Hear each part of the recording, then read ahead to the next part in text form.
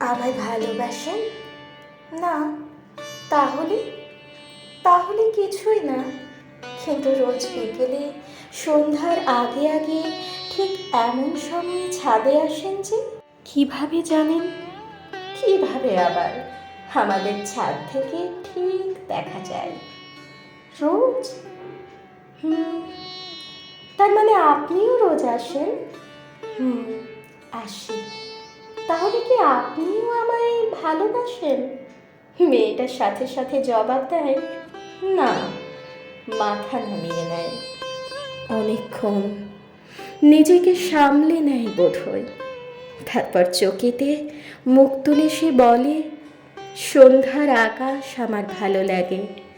কেমন লালচে হয়ে থাকে, ওটা দেখতে আসি। কিন্তু গত দুদিন ধরে আকাশে লাল রং নেই। মেঘলা আকাশ, গুমট, বৃষ্টি। আমার মেঘলা আকাশও ভালো লাগে। ও, বৃষ্টিও? আচ্ছা, যাই তাহলে, ছেলেটা বলে। মেয়েটা চুপ করে থাকে, কথা বলে না। নাকি বলে চোখে?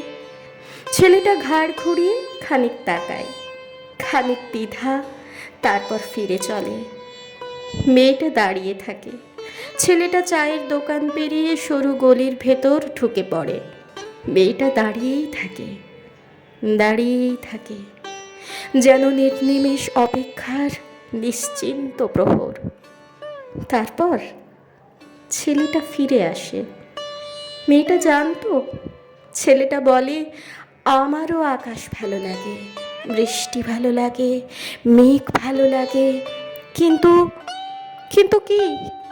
কিন্তু সেই আকাশ, মেঘ আর বৃষ্টি দেখবার সময় একজোড়া উৎসুক চোখও লাগে আমার। কোথায়?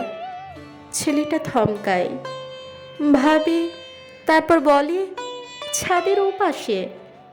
তার কণ্ঠে দ্বিধা। মেয়েটা হাসে, শুধুই ছাদের ওপাশে? ছেলেটা জবাব দেয়, না। জুতোর আগায় মেঝেতে অর্ধবৃত্ত আঁকে। মেয়েটা বলে, দুটো ছাদের আকাশ তো একটাই।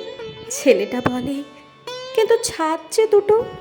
মেয়েটা বলে, তাহলে? ছেলেটা বলে, আকাশের মতন একটা ছাদ হতে পারে না দুজন মানুষের একটা মাত্র ছাদ? মেয়েটা হাসে, ছেলেটা। বহু বছর বাদে তাদের মাথার ওপর ওই একটা মাত্র আকাশের মতন একটা ছাদই থাকে, অথচ তারা কেউ বলেনি ভালোবাসি।